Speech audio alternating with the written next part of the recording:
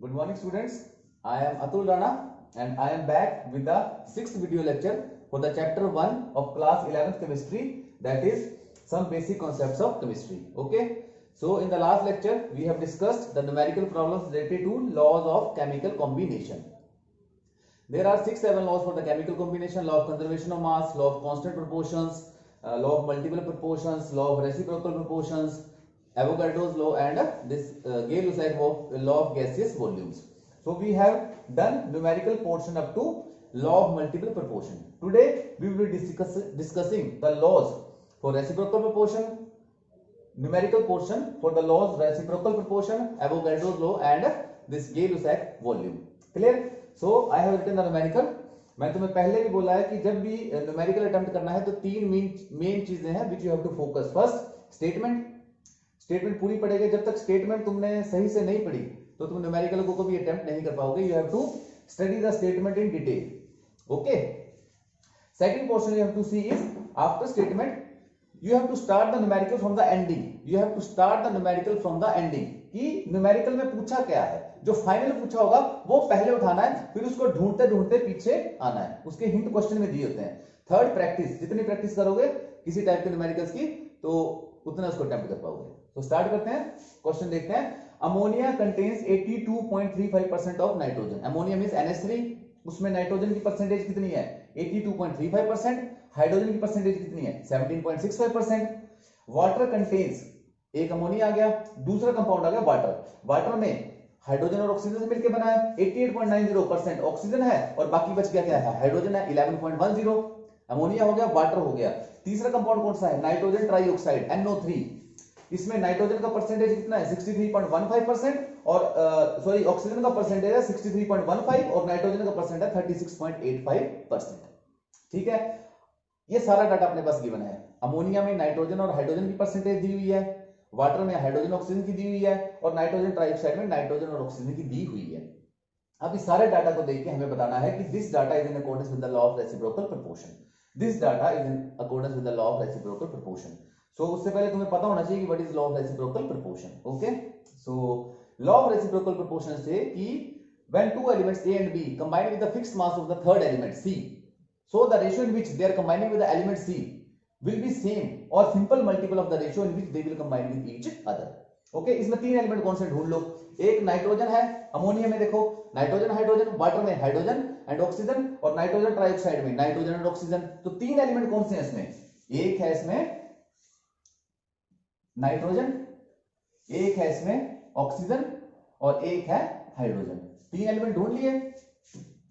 Nitrogen hydrogen के साथ मिलकर क्या बना रहा है? NH3 ammonia. हाइड्रोजन ऑक्सीजन के साथ मिलकर क्या बना रहा है? वाटर. ठीक है. और नाइट्रोजन और ऑक्सीजन आपस में मिलकर बना रहा है नाइट्रोजन ट्राइऑक्साइड, NO3. ओके. सो इसका पहला पार्ट ये है कि हमें रेशो निकालनी है. सबसे पहले रेशो निकालनी है हमें. एक का मास फिक्स करना पड़ेगा. When two elements A and B combine with the fixed mass of the third element, तो इसमें फिक्स कर दूंगा मैं हाइड्रोजन का मास. ठीक है. नाइट्रोजन हाइड्रोजन के साथ किस रेशो में कंबाइन करता है, फिर ऑक्सीजन हाइड्रोजन के साथ किस रेशो में कंबाइन करता है, पहले वो रेशो निकाल लेंगे. वो रेशो आ जाएगी. वो रेशो किसके बराबर होगी? जिस रेशो में आपस में कंबाइन करेंगे और उसका सिंपल मल्टीपल होगी. Getting the point? जिस रेशो में नाइट्रोजन और ऑक्सीजन हाइड्रोजन के साथ कंबाइन करेंगे उसी रेशो में वो आपस में भी कंबाइन करेंगे. This is law of reciprocal proportion. इसमें इंपॉर्टेंट बात क्या है? The two elements combined with the fixed mass of the third element. Fixed mass of the third element, जो थर्ड एलिमेंट है उसका मास फिक्स होता है. तो उसमें मैंने थर्ड एलिमेंट हाइड्रोजन को मान लिया है तो मुझे इसका मास क्या करना पड़ेगा? फिक्स करना पड़ेगा. ठीक है. तो डाटा उठा लो. NH3 में नाइट्रोजन का परसेंटेज कितना है? 82.35% और हाइड्रोजन का कितना है? 17.65%. ठीक है. तो मान लो 17.65 gram nitrogen, sorry hydrogen, 17.65 gram hydrogen. मैं अमोनिया की बात कर रहा हूं. यहां पे लिख लो किसकी बात कर रहा हूं मैं? अमोनिया की. NH3 की बात कर रहा हूं. अमोनिया में देखो डाटा पढ़ो. 17.65 ग्राम हाइड्रोजन कितने अमोनिया के साथ रिएक्ट करता है? 82.35. 82.35 परसेंटेज को ग्राम में बदल दो. ठीक है. 82.35 ग्राम नाइट्रोजन के साथ रिएक्ट करता है. ये क्वेश्चन में गिवन है. अमोनिया में 17.65 ग्राम क्या है? परसेंटेज को अगर उसमें ग्राम में बदलोगे 100% मतलब 100 ग्राम है। 100 ग्राम में से 17.65 ग्राम हाइड्रोजन है और नाइट्रोजन कितना है 82.35 ग्राम। तो अमोनिया में 17.65 ग्राम हाइड्रोजन है, कितने नाइट्रोजन के साथ रिएक्ट किया 82.35 ग्राम, ये क्वेश्चन में दिया हुआ है। तो 1 ग्राम हाइड्रोजन कितने नाइट्रोजन के साथ रिएक्ट करेगा, 1 ग्राम हाइड्रोजन शॉर्ट फॉर्म में लिख रहा हूं, कितने ग्राम नाइट्रोजन के साथ रिएक्ट करेगा 17.65 कितने के साथ रिएक्ट करता है, तो 1 ग्राम कितने के साथ करेगा 82.35 डिवाइड बाय 17.65 ग्राम नाइट्रोजन। समझ रहे हो, ये जो डाटा था कि 17.65 ग्राम हाइड्रोजन 82.35 ग्राम नाइट्रोजन के साथ रिएक्ट करता था, it was given in the question, इसके बेस पे हमने निकाल लिया 1 ग्राम हाइड्रोजन कितने नाइट्रोजन के साथ रिएक्ट करेगा। ठीक है, तो मैंने इसकी कैलकुलेशन मुझे निकालने की जरूरत नहीं, मैं कैलकुलेशन इसकी पढ़ के आया हूं। कैलकुलेशन विल बी, इसको काटोगे तुम तो आएगी 4.67 ग्राम नाइट्रोजन, 4.67 ग्राम नाइट्रोजन, मतलब अमोनिया में 1 ग्राम हाइड्रोजन 4.67 ग्राम नाइट्रोजन के साथ रिएक्ट कर रहा है। ठीक है, अमोनिया में 1 ग्राम हाइड्रोजन 4.67 ग्राम नाइट्रोजन के साथ रिएक्ट कर रहा है।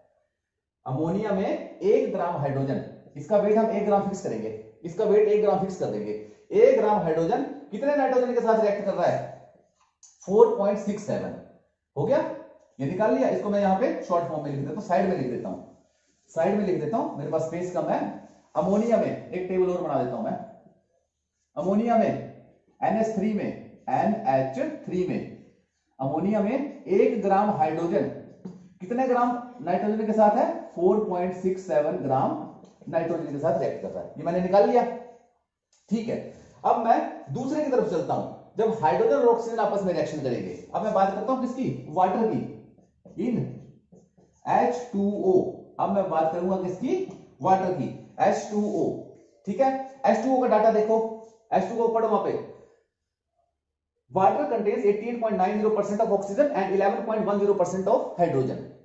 100% है, अगर इसको 100 ग्राम मान ले तो हाइड्रोजन कितना आएगा 11.10 ग्राम, 11.10 ग्राम हाइड्रोजन शॉर्ट फॉर्म में लिख रहा हूं, कितनी ऑक्सीजन के साथ रिएक्ट कर रहा है, कितनी ऑक्सीजन के साथ रिएक्ट कर रहा है 88.90 ग्राम ऑक्सीजन। ये मुझे कैसे पता लगा, ये मुझे पता लगा, it is given in the question, it is given in the question.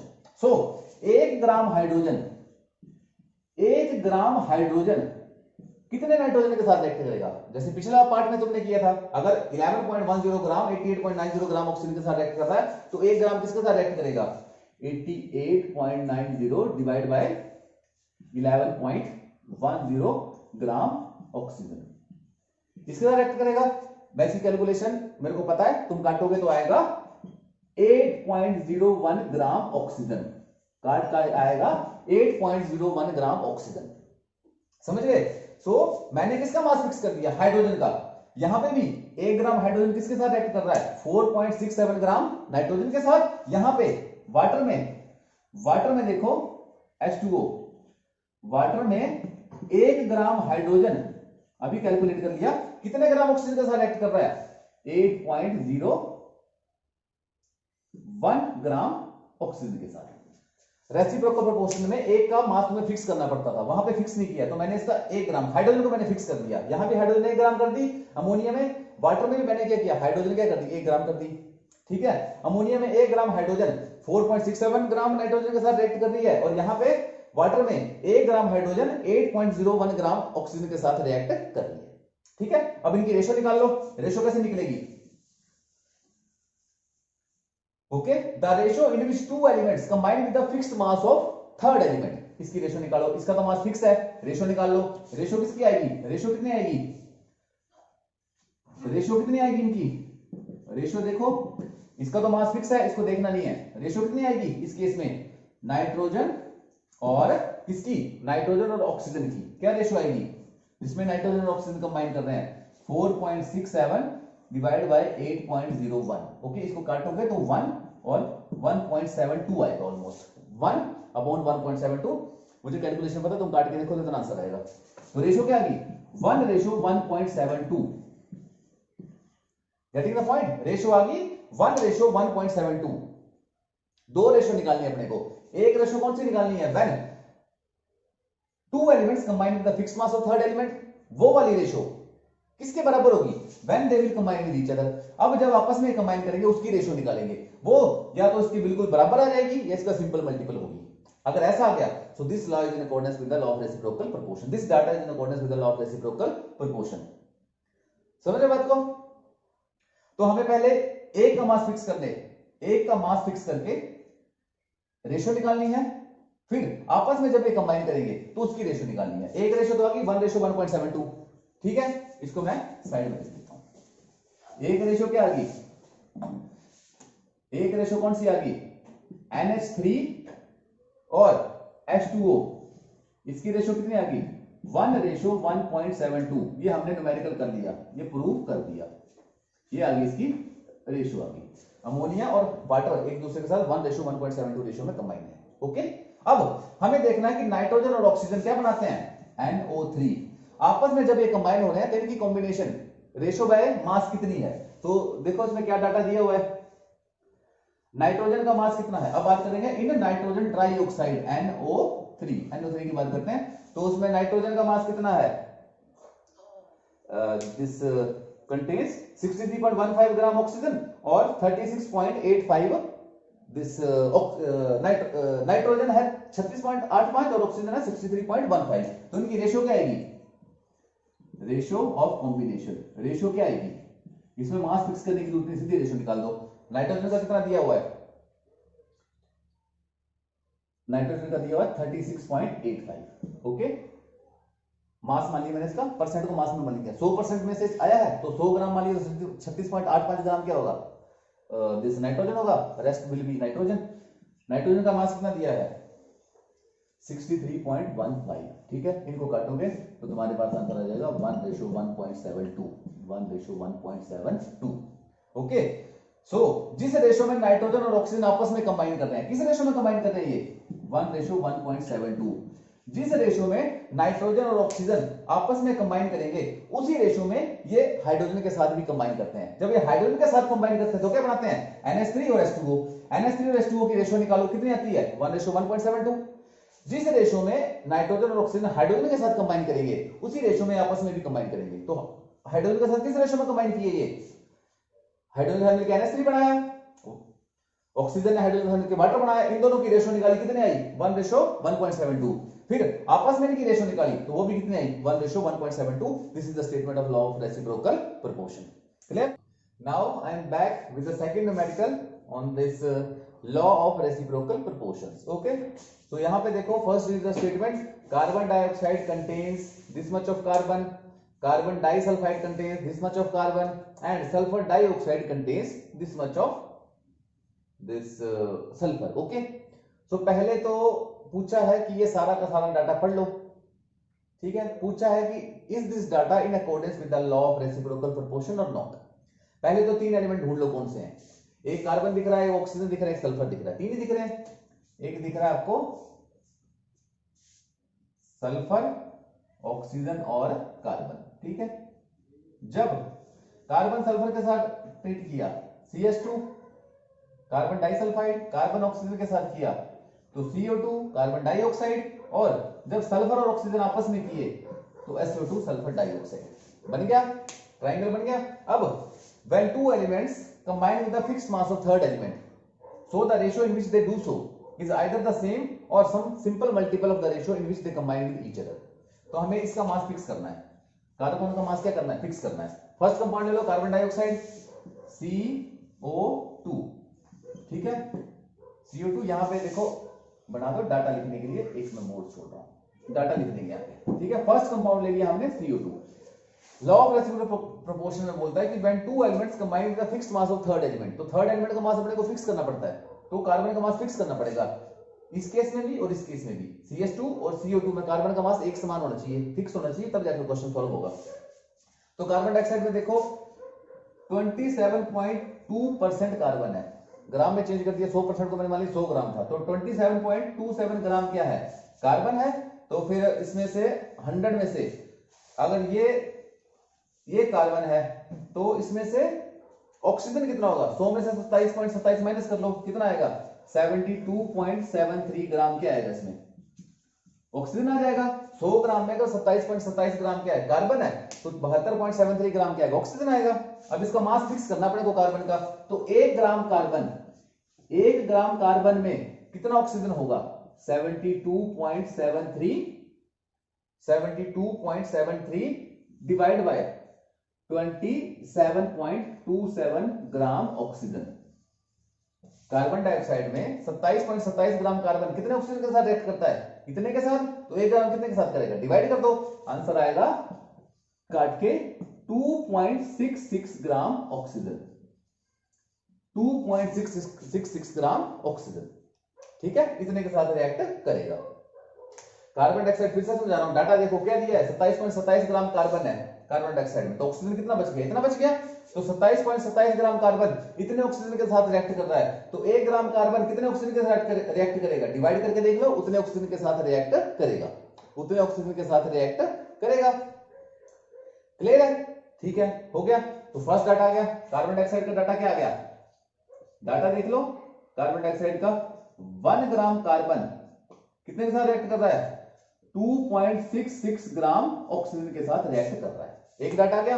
अब दूसरा कौन सा है, carbon dioxide, sorry carbon dioxide हो गया, अब आएगा carbon disulphide, carbon disulphide, carbon disulphide, carbon disulphide देख लो, कार्बन डाइसल्फाइड CS2, इसमें कार्बन का परसेंटेज कितना है, 15.79%, तो ऑक्सीजन का परसेंटेज कितना होगा, 100 माइनस 15.79, 100 में से 15.79 माइनस कर लो, उतना सल्फर का परसेंटेज आएगा। कार्बन डाइसल्फाइड में कार्बन का परसेंटेज कितना है, 15.79, तो ऑक्सीजन का कार्बन का परसेंटेज दिया 15.79, तो सल्फाइड का अपने आप आ जाएगा। ठीक है, यहां पे देखो 15.79 ग्राम कार्बन है, तो सल्फर कितना होगा, इसमें से माइनस कर लो, कितना आएगा, 84.21 ग्राम क्या आ जाएगा, सल्फर आ जाएगा। समझ रहे बात को, अगर कार्बन दिया है 15.79%, तो 100 में से 15.79% माइनस कर दोगे तो वो क्या होगा, सल्फर होगा। तो 15.79 ग्राम कार्बन रिएक्ट करता है किसके साथ, 84.21 ग्राम सल्फर के साथ। तो अब हमें कार्बन का मास फिक्स करना है, यहां पे मैंने 1 ग्राम फिक्स किया है, तो यहां पे भी क्या कर लो, 1 ग्राम फिक्स कर लो, तो 1 ग्राम कार्बन कितने सल्फर के साथ रिएक्ट करेगा, 84.21 डिवाइड बाय 15.79 ग्राम सल्फर के साथ। ठीक है, इसको तुम काटोगे तो आएगा 1 ग्राम कार्बन रिएक्ट कर रहा है 5.33 ग्राम सल्फर के साथ, 5.33 ग्राम सल्फर के साथ। दूसरा डाटा आ गया, दूसरा डाटा किसका आ गया, कार्बन डाइसल्फाइड का, कार्बन डाइसल्फाइड का। यहां पे 1 ग्राम कार्बन कितने सल्फर के साथ रिएक्ट कर रहा है, 5.33 ग्राम सल्फर के साथ रिएक्ट कर रहा है। ठीक है, अब किस रेशो में रिएक्ट कर रहे हैं ये, किस रेशो में रिएक्ट कर रहे हैं ये, इसका मास तो फिक्स है, इनमें इसका मास तो फिक्स है, तो कार्बन डाइऑक्साइड और कार्बन डाइसल्फाइड आपस में इनकी रेशो क्या निकलेगी, 2 यहां पे निकाल देते हैं, इनकी रेशो क्या निकलेगी, जिस रेशो में CS2 रेशो CO2। ठीक है, पहले मैं CS2 कर लूंगा, बड़ा है, कितना आ जाएगी इसकी रेशो, 5.33 डिवाइड बाय, इसको नहीं लेंगे, इसका मास फिक्स है। ठीक है, 5.33 divide by 2.66 almost equal to 2/1, ratio कितनी आ जाएगी, 2:1, 2:1। सो सल्फर और ऑक्सीजन कार्बन के साथ किस रेशो में कंबाइन किए हैं, 2:1, 2:1। सल्फर और ऑक्सीजन कार्बन के साथ किस रेशो में कंबाइन किए हैं, 2:1। निकाल के दे दिया, सल्फर और ऑक्सीजन कार्बन के साथ किस रेशो में कंबाइन किए हैं, 2:1। अब ये लॉ बोलता है कि जिस रेशो में कार्बन के साथ कंबाइन करेंगे उस रेशो में आपस में भी कंबाइन करेंगे, या उस रेशो में ना करें तो उसका सिंपल मल्टीपल होगा। सिंपल मल्टीपल समझ रहे हो, सिंपल उसके टेबल में आएगा। तो सल्फर और ऑक्सीजन ने कार्बन के साथ रिएक्ट करके किस रेशो में रिएक्ट किया, 2:1 में, ये याद रख लो, किस रेशो में रिएक्ट किया, 2:1 में, 2:1, इसको याद कर लो। ठीक है, 2:1 में। अब देखेंगे आपस में किसमें रिएक्ट करते हैं, आपस में कैसे रिएक्ट करते हैं, आपस में कैसे रिएक्ट करते हैं। तो देखो सल्फर का मास कितना दिया है 50%,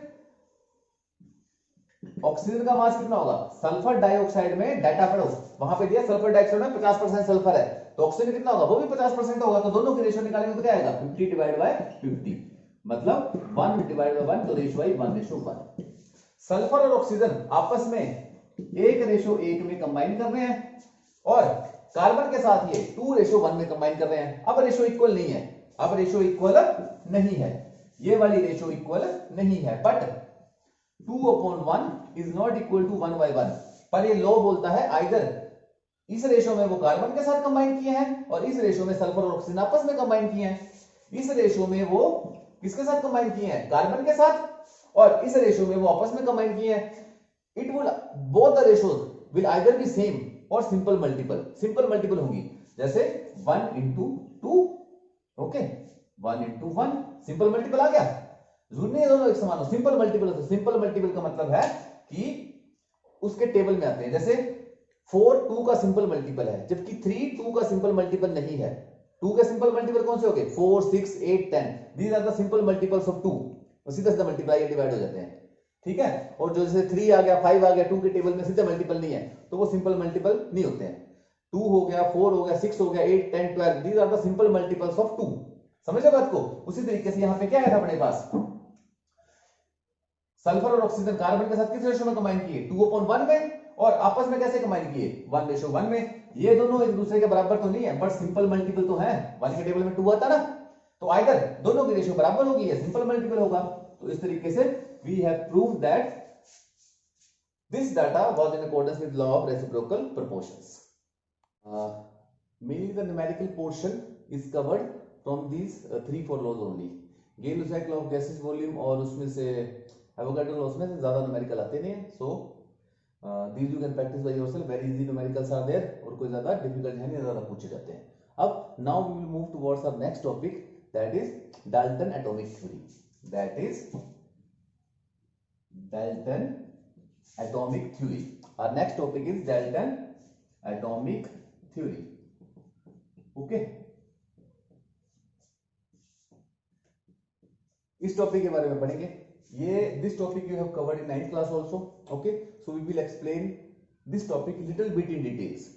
this topic you have already studied in 9th class also, but we will study this topic a little bit in details. Clear. Dalton ने सबसे पहले एटम नाम सुझाया था, ओके।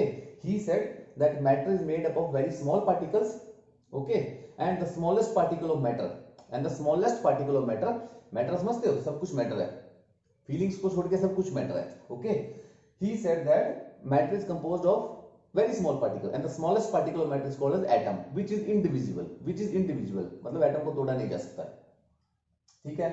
फिर उसने बोला था कि atoms of all the elements are identical in all aspects, मतलब कार्बन एलिमेंट है उसके एटम क्या होंगे, कार्बन एटम होंगे, उनकी सारी प्रॉपर्टियां सेम होंगी।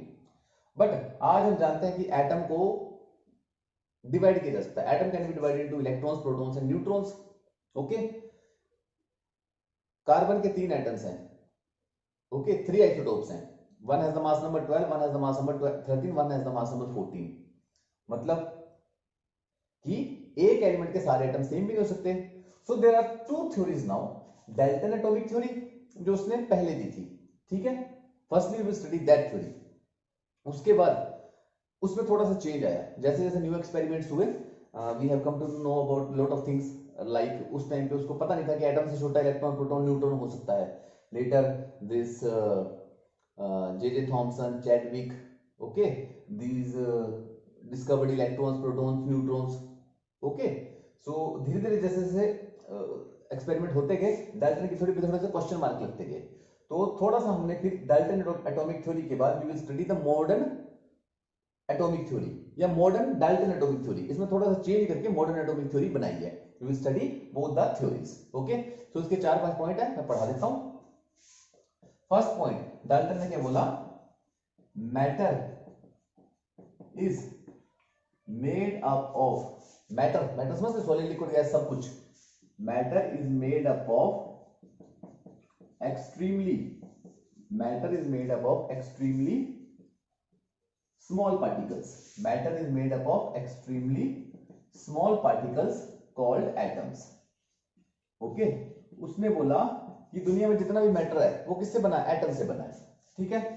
सेकंड उसने बोला atom can not be further divided, and no atom can not be further divided, atom can not be further divided, atom can not be further divided. Okay, इसका मतलब है कि एटम सबसे छोटा है, उससे छोटी कोई चीज ही नहीं है। ओके, कोई बड़ी चीज होगी तो उसको काट के तुम छोटा कर सकते हो, जो सबसे छोटा है पूरी दुनिया में, सबसे छोटा क्या है, एटम है, अकॉर्डिंग टू डाल्टन। ओके, तो एटम सबसे छोटा है जिसको आगे डिवाइड नहीं किया जा सकता। Actually atom is a word from Latin language, इसका मतलब ही क्या है, इनडिविजिबल। एटम का लैटिन भाषा में मतलब क्या है, इनडिविजिबल। जैसे my name is Atul, okay, Atul का एटाइमोलॉजिकल मीनिंग, अतुल का एटाइमोलॉजिकल मीनिंग या शाब्दिक अर्थ जिसको बोलते हैं, अतुल का मतलब है विच can not be compared in this Hindi language. Hindi का शब्द अतुल जिसका मतलब है विच कैन नॉट बी कंपेयर्ड। उसी तरीके से एटम क्या है, एक लैटिन भाषा का शब्द है, इसका वहां पे लैटिन में जाके मतलब ढूंढोगे तो atom means which can not be further divided. Okay, second point ये clear. Third, what has he said, atoms of same element, atoms of same element are identical in all aspects, are identical, are identical in all aspects, are identical in all aspects। all aspect का मतलब है हर तरीके से, ठीक है। Identical का मतलब है एक समान है। ऑल एस्पेक्ट मतलब हर तरीके से, मास नंबर ले लो, नंबर ऑफ मास नंबर ले लो, उसका मास ले लो, एटॉमिक नंबर ले लो, उसका रिएक्ट करने का तरीका देख लो। मतलब एक एलिमेंट है, उसके जितने भी एटम्स होंगे वो बिल्कुल सेम होंगे, हूबहू डिट्टो कॉपी होंगे, हूबहू डिट्टो कॉपी होंगे। समझे बात को, atoms of the same element are same, identical means same, exactly same होंगे इन ऑल एस्पेक्ट्स। चाहे कुछ भी कंपेयर कर लो, उनका मास कंपेयर कर लो, रिएक्टिविटी कंपेयर कर लो, सेम एलिमेंट के जितने भी एटम्स होंगे वो क्या होंगे, हमेशा सेम ही होंगे। जैसे कार्बन एलिमेंट है, ठीक है, एक मोल तुमने कार्बन एलिमेंट ले लिया, उसमें Avogadro number of carbon atom होंगे 6.022 × 10⁻23, इतने एटम्स होंगे, पर सारे के सारे एटम्स एक समान होंगे, उनमें 1% भी डिफरेंस नहीं होगा। दिस वाज द पॉइंट कि atoms of same element are identical in all aspects. Okay, कि बिल्कुल सेम होंगे। अब मान लो तुमने एक मोल कार्बन एलिमेंट ले लिया, एक मोल ले लिया, तो उसमें Avogadro number of carbon atoms होंगे, तो वो सारे के सारे जितने भी एटम है, करोड़ों बिलियंस है, वो तो 6.022 × 10⁻23, वो सारे के सारे एक समान होंगे, उनमें 1% फर्क भी नहीं आएगा। आइडेंटिकल का मतलब है हूबहू सेम। ओके, फोर्थ पॉइंट आ गया उसका, फोर्थ पॉइंट मान के लिखता हूं, यहां तक राइट कर लो, फोर्थ पॉइंट ऊपर लिख रहा हूं। उसका फोर्थ पॉइंट है atoms of different element, atoms of different elements, atoms of different elements, atoms of different elements are different in all aspects, are different in all aspects, are different in all aspects, in all aspects। ठीक है, जैसे दो element ले लिए तुमने, carbon और nitrogen, carbon के atom होंगे, नाइट्रोजन, कार्बन एलिमेंट के एटम्स क्या होंगे, कार्बन एटम्स, नाइट्रोजन एलिमेंट के एटम्स क्या होंगे, नाइट्रोजन एटम्स। तो दो डिफरेंट एलिमेंट के जो एटम्स हैं उनमें कोई भी समानता नहीं होगी, उनकी हर चीज तुम उठा लो, सारी सारी चीजें उनकी क्या होंगी, डिफरेंट होगी। उनकी कोई भी चीज तुम उठा के देख लो, उनकी सारी की सारी चीजें क्या होंगी, डिफरेंट ही होगी, उनमें कोई समानता नहीं होगी। ठीक है, पर आजकल नहीं है, आजकल जैसे आइसोबार्स हैं, आइसोबार क्या होते हैं, elements of the different element, पढ़े होंगे तुमने जूनियर क्लासेस में, elements, atoms of the different element having the same mass number. जैसे पोटेशियम है, और एक पोटेशियम का एटम ले लो, एक कैल्शियम का ले लो, दोनों डिफरेंट एलिमेंट के हैं, बट दोनों का मास नंबर क्या होता है, 40 होता है, दोनों का मास नंबर क्या होता है, 40 होता है, तो कोई ना कोई सिमिलैरिटी आ गई ना। पर इसने, इसके टाइम में इसको पता नहीं था, इस पे इसलिए क्वेश्चन मार्क भी आएंगे, वो हम बाद में पढ़ेंगे। इसने बोला था कि डिफरेंट एलिमेंट जो हैं उनके एटम्स की सारी प्रॉपर्टियां क्या होगी, डिफरेंट होगी, 1% भी समानता नहीं होगी, 1% भी उनमें सिमिलैरिटी नहीं होगी। डिफरेंट एटम, डिफरेंट एलिमेंट्स के एटम्स में कोई भी सिमिलैरिटी नहीं होगी, वो बिल्कुल डिफरेंट होंगे एक दूसरे से, चाहे कोई भी उनकी प्रॉपर्टी कंपेयर कर लो, साइज देख लो, नंबर देख लो, एटॉमिक नंबर देख लो, रिएक्टिविटी देख लो, सारी प्रॉपर्टी क्या होगी उनकी, डिफरेंट होगी, कोई भी सेम नहीं होगी। Atoms of different elements are different in all aspects. ठीक है, अगला पॉइंट उसने बोला atoms can neither be created, atoms can neither be created nor be destroyed, atoms can neither be created nor be destroyed। हम एक नया atom नहीं बना सकते हैं या हम एक एटम को डिस्ट्रॉय नहीं कर सकते हैं, बट इसमें भी क्वेश्चन मार्क है, कैसे है वो वीडियो लेक्चर देखोगे तो पता लग जाएगा। Atoms can neither be created nor be destroyed, atom को ना तुम क्रिएट कर सकते हो ना डिस्ट्रॉय कर सकते हो। ओके, जितने एटम दुनिया में पड़े हैं उतने रहेंगे, वो कंबाइन करके नया कंपाउंड बना सकते हैं, बट किसी एटम को तुम क्रिएट बोलो कि मैंने जी सोडियम एटम बना दिया लैब में, इसके अनुसार नहीं बना सकते। ठीक है, जो दुनिया में पड़ा वो सोडियम एटम है, वही तुम्हें खींच के लाना पड़ेगा लैब में। अपने आप तुम लैब में सोडियम एटम को नहीं बना सकते या अपने आप से तुम कार्बन नहीं बना सकते। Atoms can neither be created nor be destroyed, अपने आप से तुम कोई भी एटम क्रिएट नहीं कर सकते, उसको डिस्ट्रॉय नहीं कर सकते। ओके, अगर डिस्ट्रॉय करोगे तो किसी और फॉर्म में चेंज हो जाएगा। ठीक है, तो अकॉर्डिंग टू डाल्टन मैं सारी बातें बोल रहा हूं। हो गया, अब 5 पॉइंट हो गए इसके। अब इसका 6 पॉइंट देखो, एटम्स कंबाइन टुगेदर। इसका हो गया 1 2 3 4 पॉइंट हो गए, 5 हो गए। Atoms combine together, atoms combine together, atoms आपस में मिलते हैं तो क्या बनता है, कंपाउंड मॉलिक्यूल बनता है, कंपाउंड बनता है, अल्टीमेटली क्या बनता है, कंपाउंड बनता है। Atoms combine together to form compound, atoms combine together to form compound, but वो आपस में इन अ फिक्स्ड रेशियो, जो तुमने पढ़ा था ना लॉ ऑफ कांस्टेंट कंपोजिशन। ठीक है, कि दो एलिमेंट आपस में कंबाइन करेंगे बट फिक्स रेशियो में करेंगे बाय मास, वो इसने बोल दिया। Atoms combine together to form compound in a fixed simple ratio. इसने बोला था सिंपल रेशियो। सिंपल रेशियो क्या होती है, ऐसी रेशियो जो एक दूसरे से काटी जा सके। 4/2 इज अ सिंपल रेशियो, क्योंकि 2 1 2 2 2 4। 4/2 is a simple ratio, but 4/3 is not a simple ratio. 4 और 3 आपस में कटते नहीं है, तो 4/3 is not a simple ratio. ठीक है, but this 4/2 is a simple ratio, 2 2 4, 3/6 is a simple ratio। तो इसने बोला atoms combine together to form compound in a simple ratio, in a simple ratio by mass, in a simple ratio by mass। okay, ratio by mass देखनी है। okay, atoms of two different element, atoms of two different elements, atoms of two different elements combine in different ratio, combine in different ratio, atoms of two different element, दो different element के atoms आपस में मिल गए, can combine in different ratio to form more than two compounds, to form more than two compounds, to form more than one compound, to form more than one compound, to form more than one compound. जैसे carbon atom है और oxygen atom है, ठीक है, ये combine करके क्या बना सकते हैं, कार्बन डाइऑक्साइड बना सकते हैं, मोर देन वन कंपाउंड बना सकते हैं, और क्या बना सकते हैं, कार्बन मोनोऑक्साइड बना सकते हैं। अब इसमें रेशियो कितना है, 3:8, कैलकुलेट करोगे तो कितना आएगा, 3:8, और इसमें रेशियो क्या 12 16, 3:4। Okay, so atoms of two different element can combine together to form more than one product in different ratios। ये किस जैसा आ गया, लॉ ऑफ मल्टीपल प्रोपोर्शन जैसा। किसका आ गया, लॉ ऑफ मल्टीपल प्रोपोर्शन जैसा। ओके, और इसका देख लो, जैसे इसका atoms combine together to form compound in fixed ratio by mass, जैसे हाइड्रोजन है और ऑक्सीजन है, हाइड्रोजन एटम है ऑक्सीजन एटम है, ये क्या बनाते हैं, वाटर बनाते हैं, पर रेशियो हमेशा क्या होगी, 1:8। ओके, सो ये 5th पॉइंट किसको दर्शाता है, लॉ ऑफ कांस्टेंट कंपोजिशन, और ये किसको दिखाता है कि two element can combine together to form more than two products, या मोर देन वन प्रोडक्ट, ये दिखाता है law of multiple proportion. Remind करो, गॉट इट।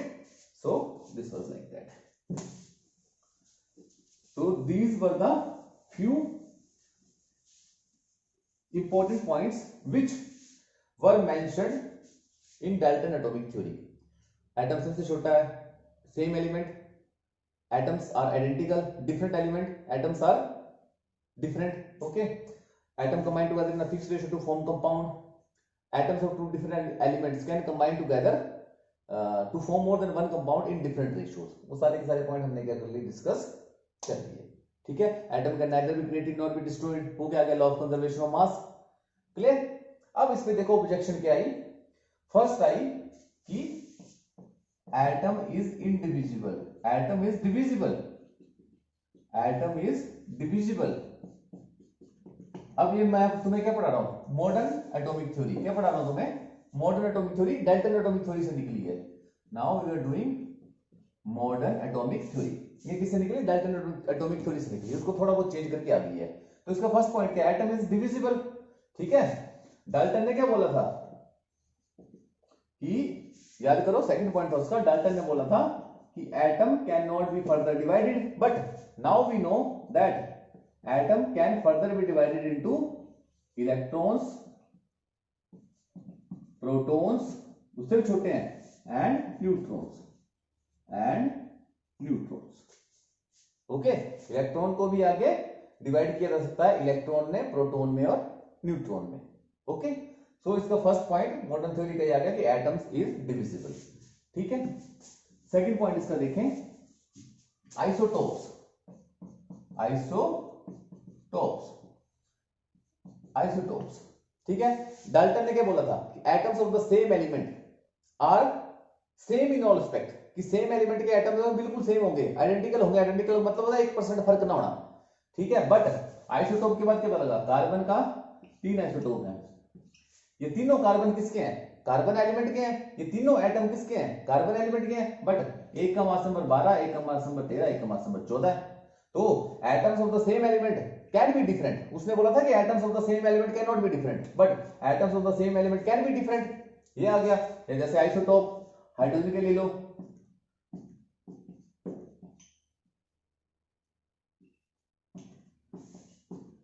ठीक है। आइसोटोप्स क्या होते हैं, atoms of the same element which are having same atomic number. Isotope वो होते हैं atoms of the same element which are having same atomic number but different mass number. ऊपर जो आता है उसको मास नंबर बोलते हैं, नीचे जो आता है उसको एटॉमिक नंबर बोलते हैं। जिनका एटॉमिक नंबर क्या सेम होता है, मास नंबर अलग हो, atoms of the same element, उनको बोलते हैं आइसोटोप्स। ये आगे कार्बन के आइसोटोप, ये हाइड्रोजन के प्रोटियम, ड्यूटेरियम, ट्रिटियम। ठीक है, ऑक्सीजन के भी आइसोटोप्स हैं। ऑक्सीजन का एटॉमिक नंबर कितना, 8 है। आइसोटोप हो सकते हैं इसके 16, 17। ठीक है, तो atoms of the same element can be different, क्यों, इनके मास नंबर डिफरेंट है। उसने बोला डिफरेंट हो नहीं सकता, कुछ डिफरेंट नहीं हो सकता बस। बट आइसोटोप की डिस्कवरी के बाद उसका पॉइंट क्या हो गया, ये कैंसर। ठीक है, इसकी ऑब्जेक्शन लगती है। अब थर्ड चलते हैं आइसोबार्स, आइसोबार्स। ठीक है, उसने देखो एक पॉइंट और बोला था, उसने बोला था कि elements of the different atoms of the different element are different in all aspects, atoms of the different element are different in all aspect। मतलब कार्बन और नाइट्रोजन है तो कोई समानता हो ही नहीं सकती। ठीक है, डिफरेंट एलिमेंट के एटम बिल्कुल ही डिफरेंट हो गए, 1% भी समानता नहीं होगी, बट समानता होती है। आइसोबार, आइसोटोप और आइसोबार में कंफ्यूज नहीं होना है। आइसोटोप में क्या होता है, एटॉमिक नंबर सेम होता है, और आइसोबार में क्या होता है, मास नंबर सेम होता है। याद रख लेना, एन से याद रखना, एन से याद कर लेना। इसमें एटॉमिक नंबर सेम होगा और इसमें मास नंबर सेम होगा। तो जैसे जैसे ये है पोटाशियम, पोटाशियम का एटॉमिक नंबर 19 है, कैल्शियम का एटॉमिक नंबर कितना है, 20 है। डिफरेंट एलिमेंट के एटम है, बट इसका मास नंबर भी 40 है, इसका मास नंबर भी 40 है। ठीक है, सो ये डिफरेंट एटम्स के तो हैं। ये डिफरेंट, कैल्शियम एटम किससे है, कैल्शियम एलिमेंट से। पोटाशियम एटम किससे है, पोटाशियम एलिमेंट से। They are the element of the different, they are the atoms of the different element, but उनमें समानता है, समानता आ गई ना। ठीक है, डाल्टन ने बोला था कि डिफरेंट जो एटम्स होंगे उनमें कोई भी सिमिलरिटी नहीं होगी, but isobars are the exception. Isobar और देख लो, cobalt atomic number 27, mass number 58, nickel atomic number 28, mass number 58। Getting the point. So ऐसे करके ये डिफरेंट एटम के हैं, बट इनमें समानता तो है ना, इनका मास नंबर सेम है। जिनका मास नंबर सेम होता है उनको आइसोबार बोलते हैं। ठीक है, और जिनका मास नंबर क्या होता है, डिफरेंट होता है, उनको क्या बोलते हैं, आइसोटोप्स बोलते हैं। ठीक है, जूनियर क्लासेस का टॉपिक है, मैंने 9th में पढ़ा होगा। तो एटॉमिक नंबर डिफरेंट हो और मास नंबर सेम हो तो उसको बोलेंगे आइसोबार, और वाइस वर्सा क्या होगा, आइसोटोप्स। तो आइसोबार्स की एग्जिस्टेंस बताती है कि atoms of the different element can have similarity. Dalton बोलते थे कोई सिमिलरिटी नहीं होगी, आगे एक्सेप्शन। ठीक है,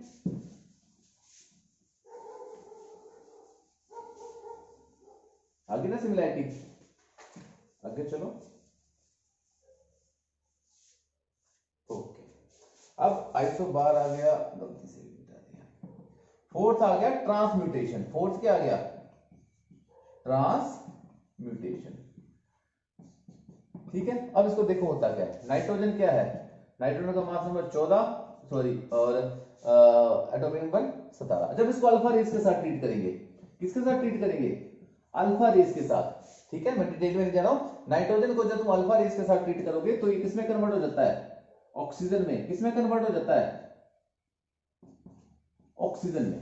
नाइट्रोजन को जो तुम अल्फा रेस के साथ ट्रीट करते हो तो ये किसमें कन्वर्ट हो जाता है? ऑक्सीजन में। Process of conversion of one atom into another atom is called as transmutation. Transmutation. तो उसने क्या बोला था? Atoms can neither be created nor be destroyed, but हम ऑक्सीजन को क्रिएट कर रहे हैं। किससे क्रिएट कर रहे हैं? नाइट्रोजन से।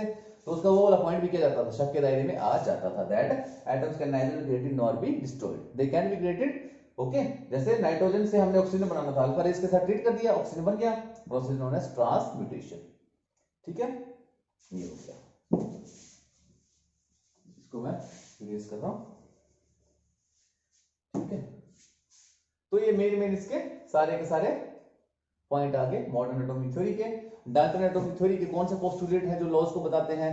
जैसे एक पोस्टुलेट है atom can neither be created nor be destroyed, वो law of conservation of mass को बताता है। एक पोस्टुलेट है atoms combine together in a fixed ratio by mass to form compound, वो लॉ ऑफ रेसिप्रोकल प्रोपोर्शन और law of multiple proportion, sorry, law of constant composition को बताता है। अब एक है कि different element atoms can combine together to form different product in a fixed ratio, वो लॉ ऑफ मल्टीपल प्रोपोर्शन को बताता है। सो ये सिंपल सी थ्योरी है, इसको कर ले। Next topic we will meet in the next video.